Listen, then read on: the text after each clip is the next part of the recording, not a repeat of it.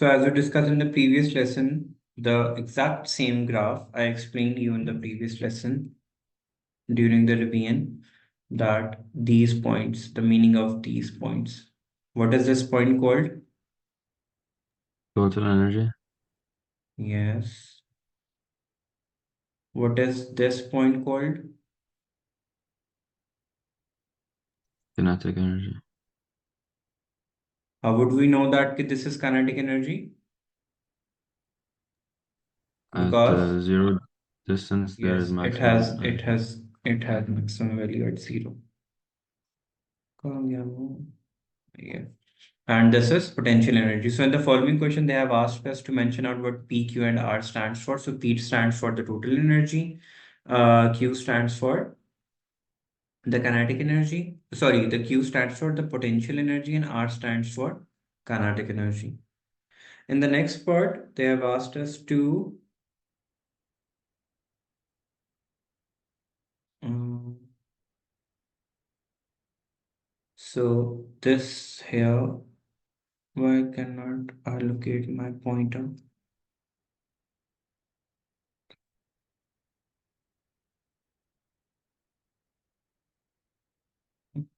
Cursor is stuck.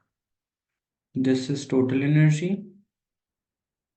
Q is potential energy and R is kinetic energy. उसने कहा state the cause, the object has a mass of 130 grams. Determine the period of oscillation for that one. We know that the energy has a formula of 1 by 2 mv square by putting in the values. We could replace that with mr omega square.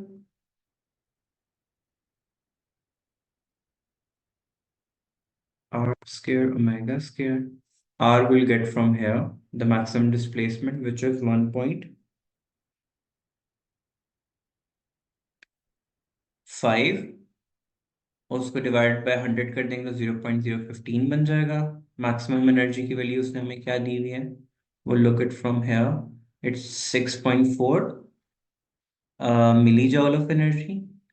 So millijoule of energy 6.4, we could locate it from here.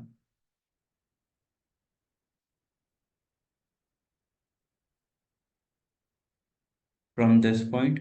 So putting this in the data, we have 6.4 into 10 raised to power minus 3, which is 1 by 2.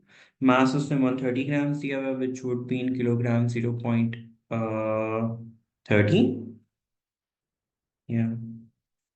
Into mega square, और x की जगह पे क्या आ जाएगा? R would be the maximum displacement, तो वो हमने अभी लोकेट कर दिया कि वो कितनी बन रही है, 0.015 का square. Rearranging, mega would come out to be Omega square would come out to be 438, and when we'll take the root of that, we'll get 20.8 from there.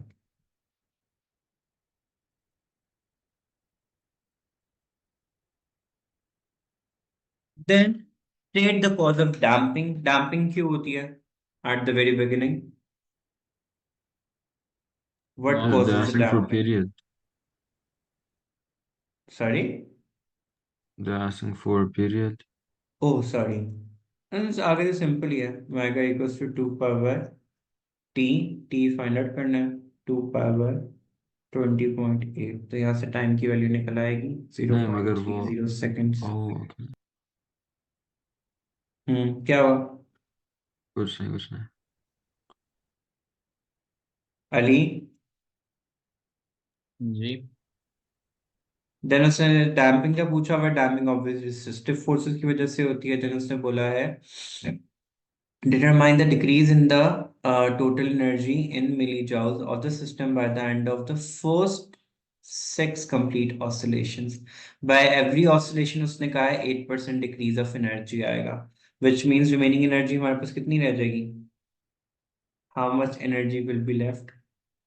92%. 92% का वो निकालना है तो 0.92 रह जाएगा. अगर हमें 6 के लिए निकालना है तो इसको उतने टाइम मल्टीप्लाई कर देना.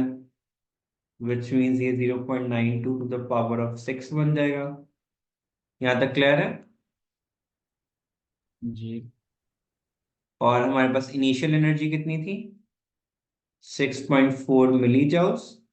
उसको हम उसका उतना परसेंटेज ले लेंगे, 0.92 टू द पावर ऑफ 6। तो हमारे पास क्या वैल्यू आ जाएगी? Get the value. जैसे बेसिकली अब यही है कि हमने 6.4 का 92% ले लिया। अब 92 की टू द पावर ऑफ 6 रख लिया हमने, क्योंकि उसने 6 कंप्लीट ऑसिलेशंस का बोला था। बाय एवरी वन ऑसिलेशन जो है एनर्जी ने डिक्रीज करना था बाय 8%। तो जब हम 6 कंप्लीट ऑसिलेशंस के लिए लेंगे तो वो पावर ऑफ 6 बन जाएगा।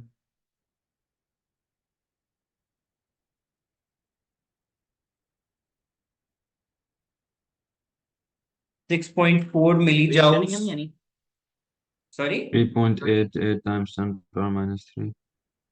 Sorry, come again. Answer 3.88 times 10 power minus 3. -3। ये हमारे पास आ गया डिक्रीज एनर्जी, तो टोटल एनर्जी में से उसको माइनस कर देंगे लॉस फाइंड आउट करने के लिए। So E loss would be equal to 6.4 milli joules minus 3.8 milli joules. क्या आंसर आएगा? 3 पॉइंट समथिंग। 2.6. 2.6 milli joules. ये एनर्जी लॉस आ गई। क्लियर? जी। जी। Then they have asked, state with the reason the type of damping that card introduces to the system। हमें type of damping उसको बताना है। So would that be a light damping or a heavy damping? Light damping. Obviously light damping, because card है, just 8% reduction हो रही है, that means कि वो damping क्या थी? Light। अगर ज्यादा bigger value of energy loss होता तो हमने उसको कहना था heavy damping। And because it's Then ये gradual.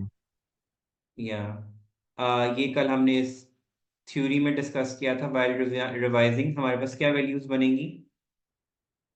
mg cos of theta equals to tension, and mg sin of theta would be equals to fc। Clear? ये तो मैं जनरल बोल रहा हूँ कि हमने ये सेंट्रीपिटल फोर्स के अंदर ये टॉपिक किया था। जी। जी। अब देखते हैं उससे क्वेश्चन में पूछा क्या हुआ।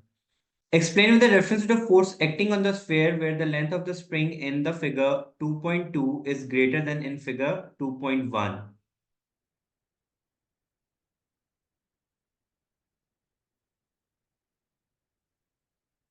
Okay. Explain with reference to forces. अच्छा अच्छा, ये वही जो हमने अभी बनाया। के वाई explain with reference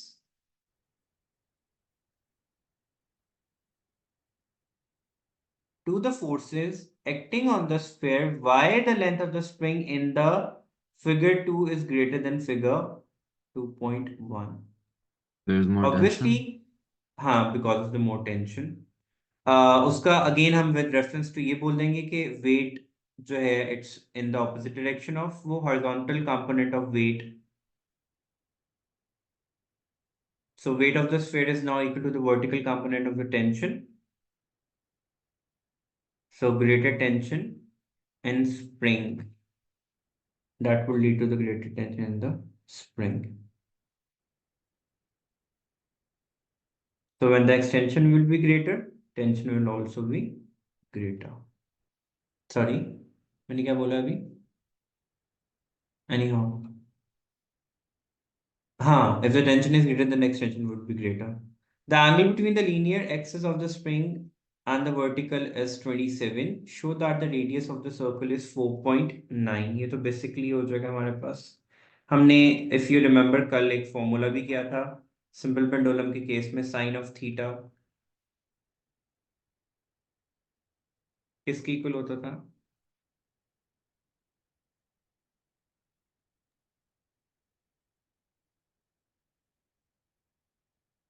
A over G. इसमें फॉर्मूला क्या अटैच होगा?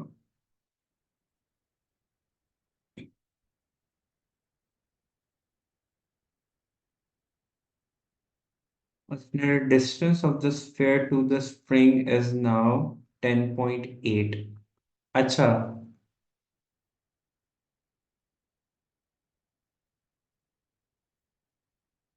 A equals G sine theta and A is V square over R. V नहीं है. अगर हम उसको नहीं भी करें, हम लोग बेसिक उसमें भी चले जाएं, तो यहाँ से हमारे पास जो है sine of theta into 10.8 equals to R आ जाएगा। आपको याद होगा मैंने पहले आपको एक फॉर्मूला लिखवाया था, let me take you to that, कि जब हम इसकी बात करते हैं सिंपल पेंडुलम की, वी गेट टू, कहाँ गया, नहीं,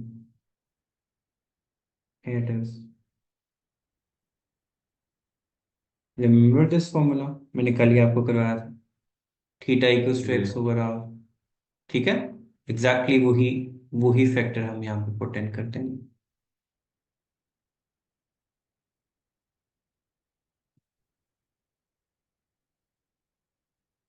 तो उसकी बेसिस पे ये दोनों आपस में क्या हो जाएंगे, मल्टीप्लाई हो जाएंगे।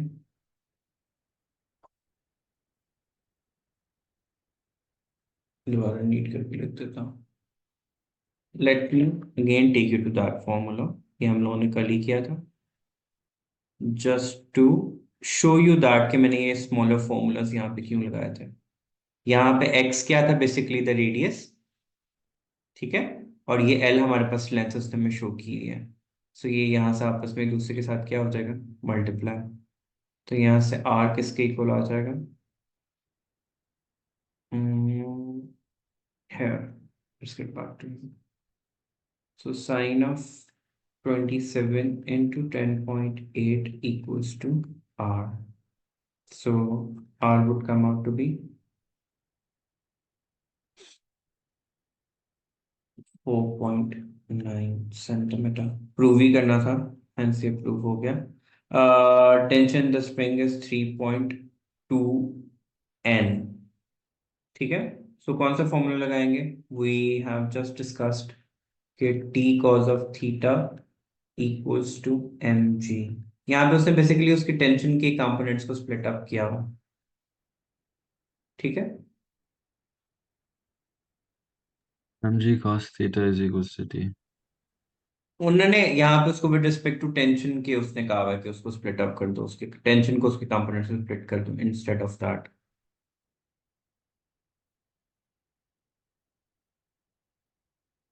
टेंशन को उसके कंपोनेंट्स, हमने वेट को स्प्लिट अप किया, उसके बजाय टेंशन को स्प्लिट अप कर दें, बात तो एक ही बनेगी ना, अगर वेट को हम नहीं कर रहे स्प्लिट अप।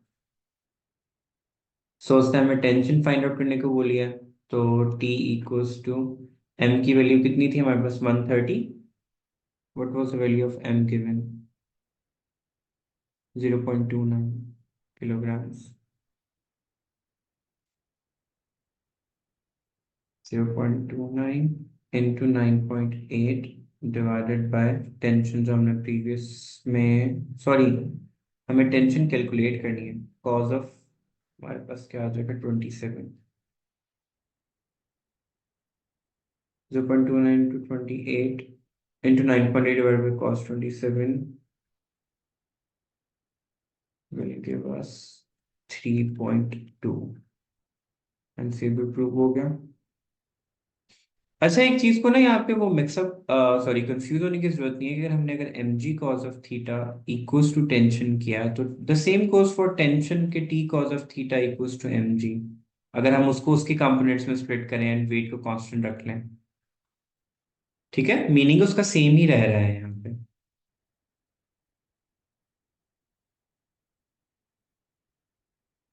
वो डिवाइड नहीं हो रहा, उधर जाके ड्रम करें डिवाइड cos थीटा। हाँ डिवाइड तो ही सेकंड किया। इक्वेशन।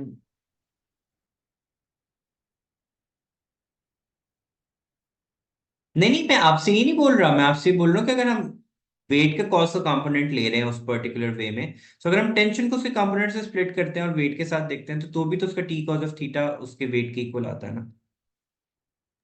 ठीक है, ठीक। उसमें ये भी हमने वैसे किया हुआ था,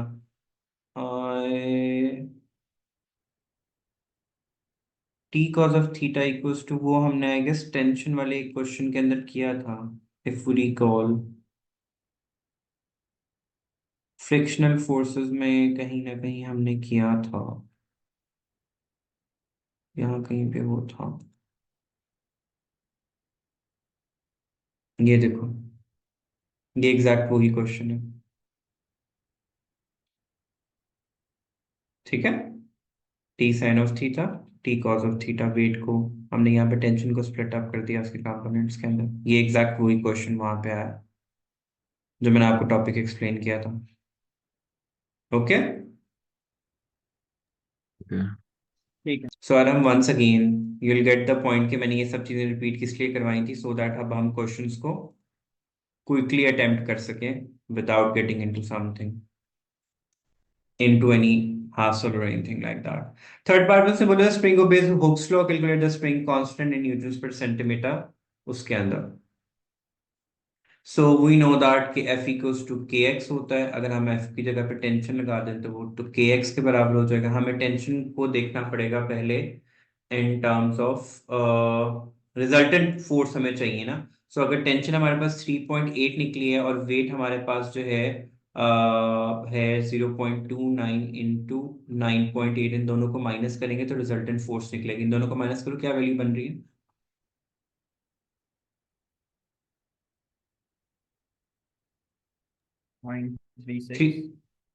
3.36।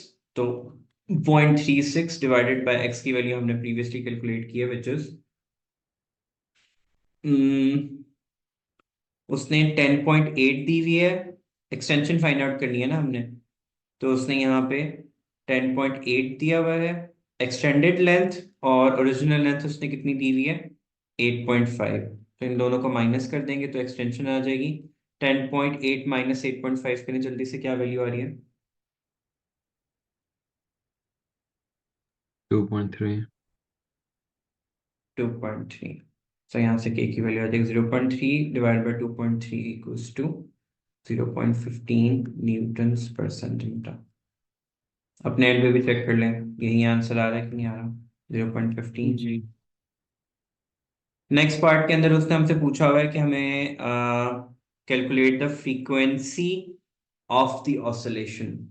सो मैंने कल ही आपको ये टॉपिक एक्सप्लेन किया था कि हमारे पास इक्वेशन क्या होती है।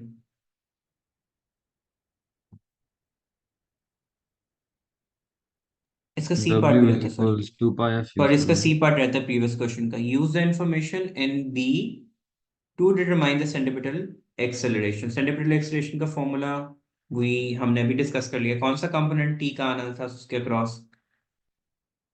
साइन ऑफ थीटा आना था। ठीक है, जी। इक्वल्स टू एम जी था। जी को रिप्लेस कर देते हैं किससे? ए से। तो ये आ जाएगा यहां से ए इक्वल्स टू दिस वक्त एम ए, सॉरी, रिप्लेस भी करने की क्या जरूरत है, एम ए लगा देते हैं। सो एंगल अगेन हमारे पास वही रहेगा। टी साइन ऑफ थीटा की वैल्यू क्या है? सॉरी, टी की वैल्यू क्या है हमारे पास? 3.2 sign of 27 divided by 0.29. So this will give us A equals to 5 meter per second square. Next part में उसने बोला है calculate the period of the circular motion. So यहाँ पे हम उसको रिप्लेस कर देंगे। अब हम उसका सर्कुलर मोशन लेके आएंगे यहाँ पे। A equals to r omega square के इक्वल होता है। मैं ये जगह पे उसकी वैल्यू पुट कर दें।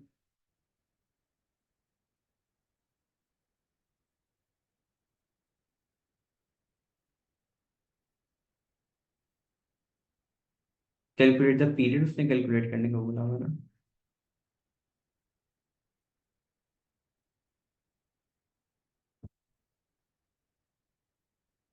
आर की वैल्यू हमारे पास क्या है? 0.6। आर हमारे पास क्या है? 4.9। 4.9। ठीक हो गया। सो ये 4.9 हो गया, ए की वैल्यू 5 हो गई। divided by 4.9 equals to 2 pi over t का स्क्वायर, ये भी स्क्वायर, तो यहाँ से t किस चीज को ला जाएगा, t would come out to be equals to t square equals Zero. to 4 pi square into 4.9 divided by 5 का होल अंडर रूट, बल्कि यहाँ पे स्क्वायर नहीं लिखूंगा, तो मैं अगर होल अंडर रूट ले रहा हूँ, क्या वैल्यू आ रही है इसकी, 6.2, मगर 4.9 times 10 power minus 2 करना है ना?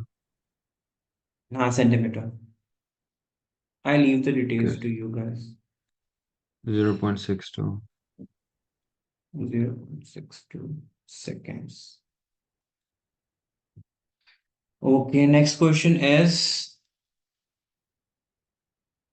ये क्वेश्चन आप लोग खुद करोगे, ये मैंने कल ही आपको एक्सप्लेन किया सारा कुछ, that is your home assignment.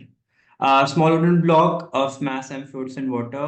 State the names of the two forces acting on the block. We know that कि downward उसके ऊपर क्या लगेगा, weight, और upward क्या लगेगा, upthrust. Cause water है तो water में downward weight लगेगा, upward क्या लगेगा, upthrust लगेगा. The block is now displaced downward as shown in figure 3.2. So the surface of the water is higher up the block. उसने water surface उसने बता दिया, new position of the water surface, original water surface. State and explain the direction of the resultant force acting on the block in this position. Resultant forces,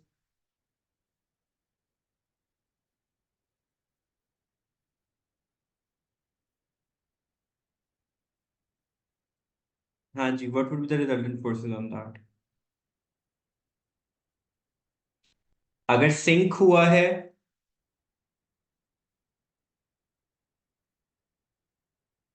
upward क्या लगेगा, upward हमारे पास अभी भी upthrust लग रहा है, और डाउनवर्ड हमारे पास वेट है. उसने कहा the block is now displaced downward as shown so that the surface of the water is higher up on the block.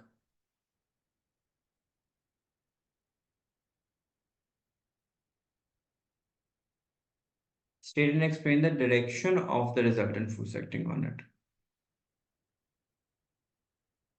अब resultant force किस डायरेक्शन में लगेगी,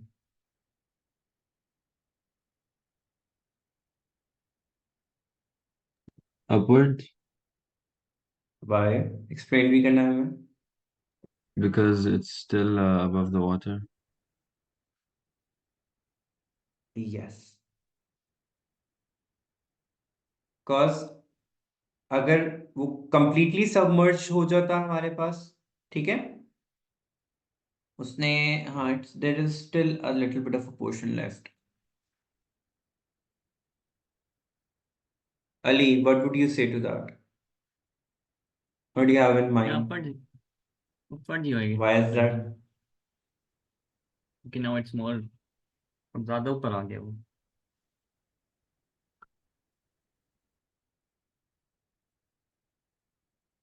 New position of the water surface दिखाया, what is up? तो अपथर्स्ट by the water लग रही थी, तो अगर अपथर्स्ट, अगर वाटर की फोर्स बिगर हुई है तो ही वो अप, मतलब मजीद सबमर्ज हुआ है उसके अंदर, क्योंकि वेट तो कांस्टेंट ही है ना, उसकी तो वैल्यू में कोई चेंज नहीं आना, ये m into g करके. So if water level has increased तो upthrust force obviously increase होगी, और जिस डायरेक्शन में resultant force, जिस साइड पे फोर्स बिगर होती है उस साइड का रिजल्टेंट फोर्स भी क्या होता है, बिगर होता है हमारे पास. Then we have the block C in B is now released so that it oscillate vertically. The resultant force acting on the block is given by this factor. Explain why the oscillation of the block are simple harmonic motion. Here A is the area, G is the gravity, and this is the density. So if we put all of these factors into a constant, we consider that a constant factor because कुछ भी change नहीं हो रहा उसमें. So F would be proportional to minus X. This is the relationship for, if you put the value of that over there, अगर हम इसको F equals to A और M भी कर सकते हैं, या resultant force minus sign indicates कि opposite direction में है. So F equals to M A लगा दें और अगेन यहाँ पे हम इसको M A proportional to minus X कर दें, या अगर हम इसी क्वेश्चन में इसकी जगह पे एम ए पुट कर देते हैं, so a would come out to be a g rho x over m with negative sign. ये सारा फैक्टर हमारे पास क्या होगा, constant, so a Constant. Would be proportional to minus x, so hence the equation for simple harmonic motion is validated. तो हमारे पास results वहां पे एग्जिस्ट कर रहे हैं। सेकंड उसने बोला show that the angular frequency of the oscillation is given by this factor. So a हमने ऑलरेडी डिस्कस कर लिया हुआ है यहाँ पे, और हमने इफ यू गाइस रिमेंबर हमने सिंपल हार्मोनिक मोशन में वो किसके इक्वल पुट किया था, ए इक्वल्स टू ओमेगा एक्स के। अगर हम ए की वैल्यू यहाँ पे उसकी जगह पे पुट करते हैं जो अभी अभी हमने यहाँ पे पुट इन की है, सो एफ की वैल्यू क्या हो जाए हमारे पास, क्या फैक्टर बन जाएगा, a g rho over m into x equals to minus omega square x, minus minus इनसे कैंसिल आउट हो गया, x x से कैंसिल आउट हो गया, so memma would equals to be a g rho over m. Clear? Ji. Yes. Then they have asked us के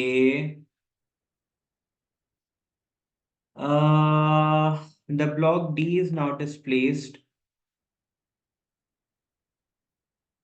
Explain why the negative. Explain why the maximum negative displacement of the block is not equals to maximum positive displacement. सबसे पहले उसने ये बोला. So if both these triangles are not giving the exact area, what would that mean? अब thrust It's is some kind greater of than width. no. मतलब yeah, that is the reason, but वो उसमें हम यही discuss करेंगे some kind of a Oh, damping effect is damping. present here. Damping resistive forces exist करेंगे, कोई viscous drag होगा, cause जब water के अंदर movement होती है, up and down movement होती है, तो जब तक कोई movement नहीं थी upthrust और weight लग रहा था। We know that कि जब there is some kind of movement across the water तो उसके ऊपर viscous drag लगता है, drag force लगती है by the water, so that would somehow influence the motion of the object. Second part में उसने बोला है the mass of the block is 0.57 kilogram. Use figure 3.3 to determine the decrease in E of the वो factor. So अगर हम लोग यहाँ पे जाएं फॉर्मूलाज के अकॉर्डिंगली जाएं, we know that के kinetic एनर्जी या एनर्जी का हमने कल फॉर्मूलाज पढ़े ही थे, 1/2 m r square omega square, and we know कि ओमेगा स्क्वायर किसके इक्वल होता है, ग्रेडियंट के इक्वल होता है, नेगेटिव ऑफ द ग्रेडियंट के इक्वल होता है। और यूज टू डिटरमाइन, हमने वैल्यू डिटरमाइन करनी है, किसी को प्रूव नहीं करना। और हमें पता है a ओवर x किसकी वैल्यू दे रहा होगा, ओमेगा स्क्वायर, इसका ग्रेडियंट, ठीक हो गया, और नेगेटिव का साइन तो वो उसकी वैल्यू, तो हमने यहाँ से इनकी वैल्यूज लेनी है और उसको पुट कर देना है इक्वेशन के अंदर। लेट्स सी वैल्यूज क्या बन रही है यहाँ पे, इस साइड से 0.02 आ रहा है एंड यहाँ से वैल्यू क्या बन रही है 0.15 से एक ब्लॉक आ गया, विच मीन्स 0.016 की वैल्यू यहाँ से आ रही है, 0.020 की वैल्यू यहाँ से आ रही है। ठीक है, इधर ही पुट कर लेते हैं equation E equals to 1/2 m omega square x, मतलब जो वहां पे r स्क्वायर होगा वो बेसिकली इसके बराबर ही होगा, और यहाँ पे हमारे पास डिफरेंस ऑफ वैल्यूज आएगा दोनों का, क्योंकि हमने एनर्जी लॉस कैलकुलेट करना है। 1/2 m की वैल्यू हमारे पास क्या थी 0.57 इंटू ओमेगा की वैल्यू हमारे पास क्या बन जाएगा, एक्सेलरेशन की वैल्यू क्या बन रही है हमारे पास, यहाँ से देखते हैं 2 1 2 एंड 3, 2.3, ओमेगा की जगह पे 2.3 ओवर x की वैल्यू हमारे पास क्या थी 0.020, ये ओमेगा की वैल्यू आ गई हमारे पास इनटू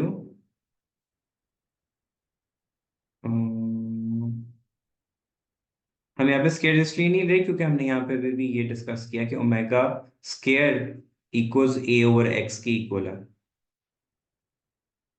और यहाँ से x को कैसे फाइंड आउट करेंगे, उन्हीं दो वैल्यूज को माइनस करके 0.020 माइनस 0.016। सॉरी, माइनस नहीं लगाना। माइनस लगाया मैंने।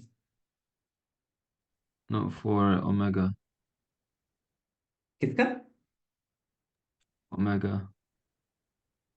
माइनस हमारा साइन तो इफेक्ट नहीं करेगा ना, आंसर को तो कोई सी मामले में इफेक्ट नहीं कर रहा।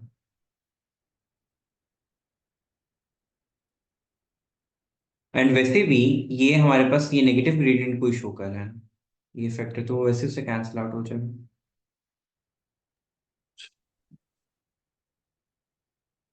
ये सारी वैल्यूज पुट करो कैलकुलेटर में and give me the answer. 1.44 times 10 power minus 4. Sorry, 1.44 times 10 power minus 4.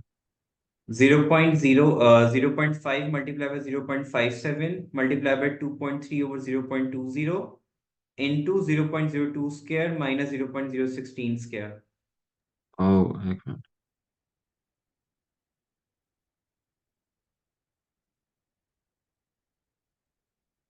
Let me rewrite here in neat format. 0.57 multiplied by omega, which is 2.3 over 0.020 multiplied by 0.020 square minus 0.016 square. And the formula was ET equals to 1 by energy loss, sorry, loss final करने को बोला ना उसने हमें। Decrease. जी। Okay, so what is the answer to this part? What is the 4.7 times 10 power minus 3. 4.7 times 10 power minus 3. 10 power minus 3 joules. So here we got this one. Now we are done with this question.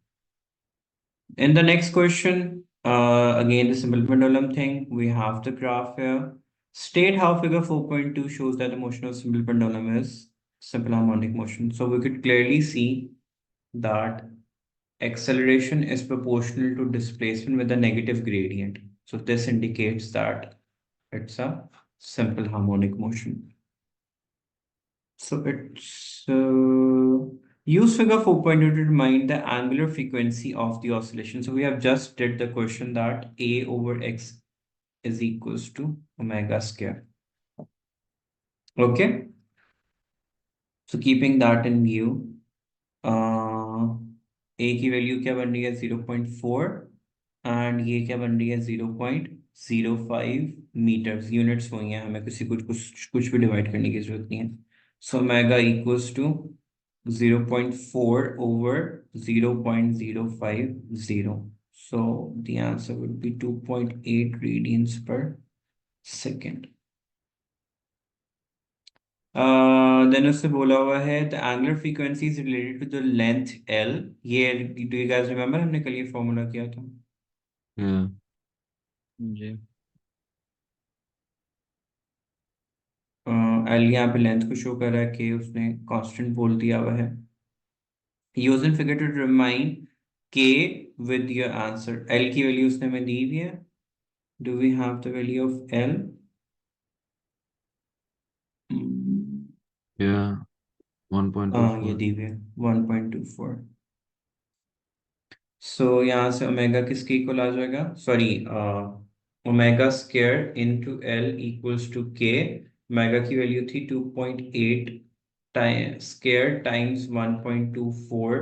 वो already metres में ही था, so we do not need to convert anything. So k would come out to be 9.8 metre per second square. We know that what's the value, 9.8 किसकी value को indicate कर रहा है, that this basically is G. So ये omega की वो वाली value निकल आई जो मैंने आप लोगों को कल करके भी दिखाई थी। Let me take you to that ताकि रिफ्रेश हो जाए।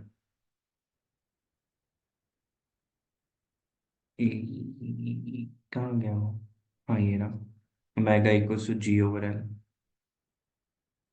मुझे बड़ी खुशी हो रही है कि मैंने ये सब चीज़ें तुम लोगों को रिपीट करा दी, क्वेश्चन में वो सब चीज़ें आ रही हैं। देखो तो मैं हर चीज anyhow this k, the value of k indicates that that's gravity, so hence maybe उसने कहीं पूछा भी हुआ है। अच्छा इन यूनिट्स ने पूछा। नेक्स्ट में उसने बोला है while the pendulum is oscillating the length of the spring is increased in such a way that the total energy of the oscillation remains constant. Suggest and explain the qualitative effect of this change on the amplitude of the oscillation. If the length is increased, we have discussed that t is equals to 2 pi, तो उसके time period को हम लोग discuss कर सकते हैं, ठीक है। And as the formula indicates that if length is increased, omega would decrease. And if omega is decreasing, 2 pi by t के accordingly time period क्या होगा, automatically increase करेगा। And अगर यहाँ से हम उसका relationship लेके जाते हैं, energy एनर्जी किसकी इक्वल होती है, 1/2 m omega square x square, ठीक है। या अगर हम लोग उसको 1/2 m वो अगर ओमेगा की वैल्यू यहाँ पे पुट करते हैं, तो यहाँ से हमारे पास एनर्जी किसकी इक्वल निकल आएगी, के ओवर एल के, ठीक है। तो यहाँ से एल और ई का डायरेक्ट रिलेशनशिप क्या बनेगा हमारे पास, इनवर्स।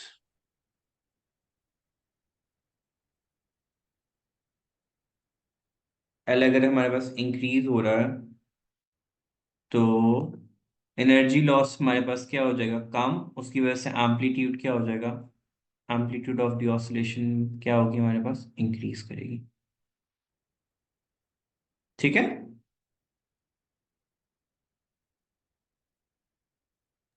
एनर्जी लॉस कम होगा। एनर्जी लॉस अगर हमारे पास एल इंक्रीज हो रहा है तो एनर्जी लॉस हमारे पास कम हो जाएगा ना, तो उसका एम्पलीट्यूड वो जो है वो ऑटोमेटिकली इंक्रीज कर जाएगा,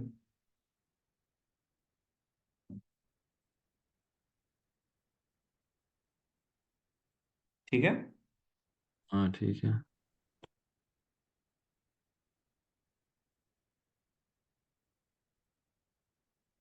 उससे वैसे एक और चीज भी लिखी हुई है कि टोटल एनर्जी रिमेन्स कांस्टेंट, हम इसको भी कंसिडरेशन में ला सकते हैं कि अगर हमने जो अभी अभी बात की अगर हम उसको कैंसल आउट कर दें और हम सिर्फ ये कहें कि हमने एनर्जी को कांस्टेंट रखना है, तो एल इफ इट्स इंक्रीजिंग तो उसके अगेंस्ट में फिर हमें एम्पलीट्यूड को क्या करना पड़ेगा, इंक्रीज करना पड़ेगा, so that energy should remains constant.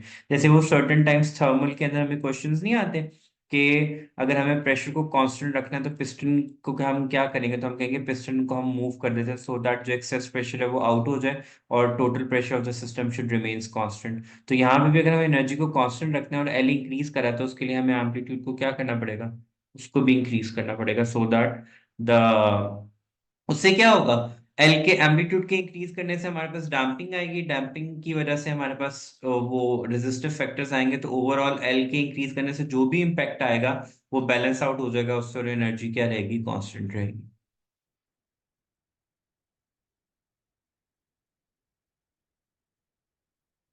And for the last question, we have resonance. Resonance हमने कल ही डिस्कस किया था, the maximum amplitude of the object when the driven frequency becomes equal to the natural frequency of the oscillator. Second में उसने हमसे पूछा हुआ है calculate the period of t.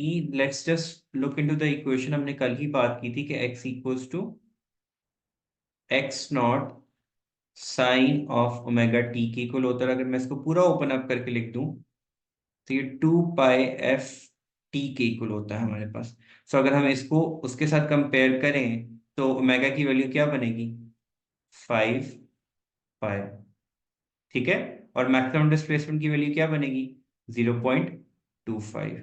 अभी फिलहाल उसने हमें सिर्फ टी कैलकुलेट करने को बोला हुआ है, so omega equals to 2 π/t के इक्वल होता है, so T would come out to be 2 π/5 So putting that into the equation, we'll get 0.40 seconds.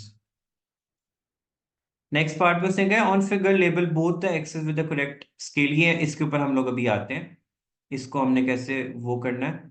तो अब चलते हैं, determine the magnitude of phase difference between the oscillation and वो।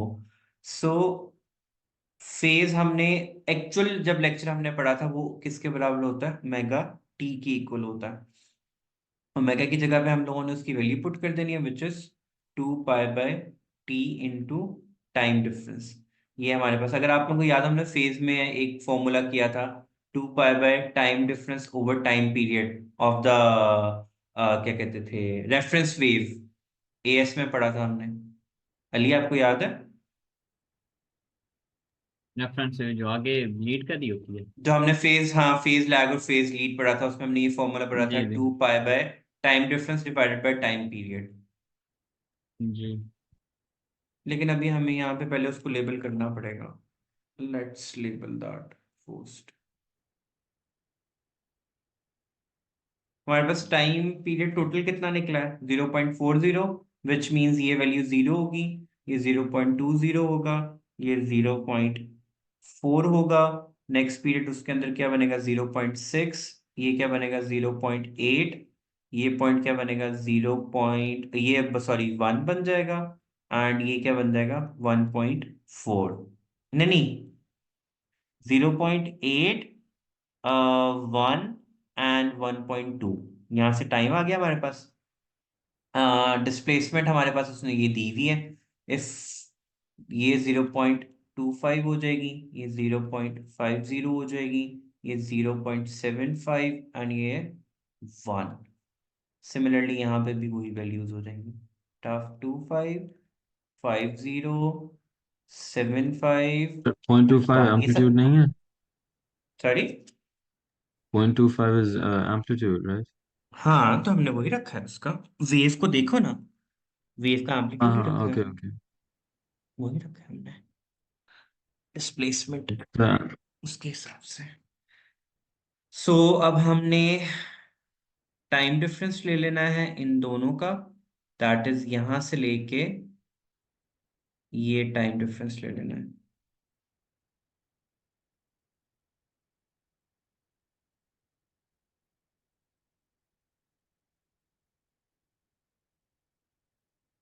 कितना बन जाएगा टाइम डिफरेंस?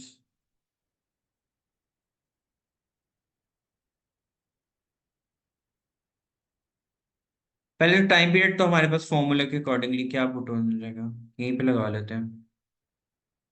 हमने पीक्स का डिफरेंस ले लें,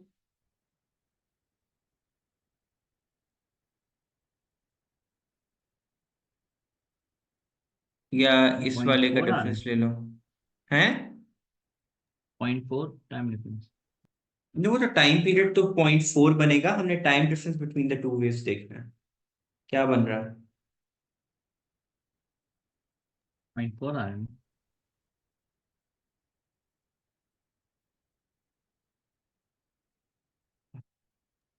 time difference ये is period, right? ये वाली वैल्यू क्या बन रही है, 0.10, 1 बन और गया ये ये। वाली बन रही हाँ। है 0.20। तो इन दोनों को माइनस कर देंगे तो क्या बनेगा, 0.10 आ जाएगा।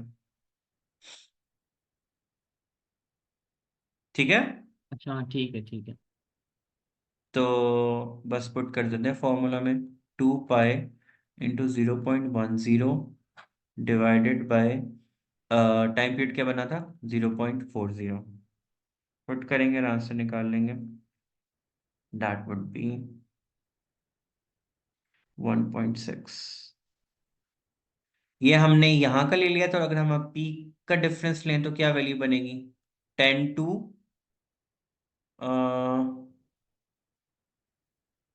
ये पीक की वैल्यू क्या बनेगी 0.10, और इसकी पीक की वैल्यू क्या बन रही है,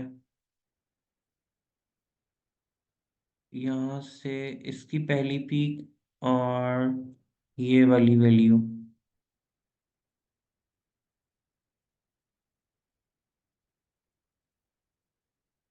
अगर हम पीक टू पीक जाते हैं तो कितना बन रहा है,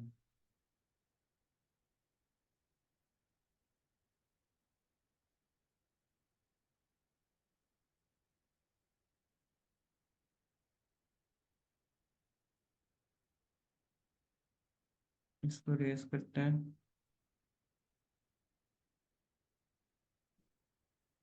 ये तो हमने उन पॉइंट्स का लिया था ना, मिनिमम पॉइंट्स का। अगर हम मैक्सिमम पॉइंट्स पे जाएं तो उनकी वैल्यू क्या बन रही है? इसे नहीं आएगी ना। हम्म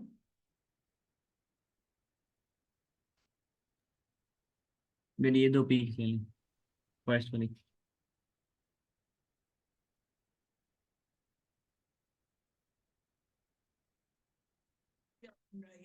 0.75 एंड 0.25 माइनस करो, क्या बनता? 0.5।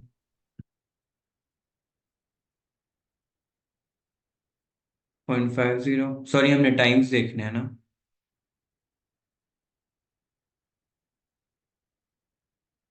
एग्जैक्ट वैल्यूज आएंगी या बॉटम से देख लें हम लोग? पीक्स का टाइम डिफरेंस निकाल लो मुझसे।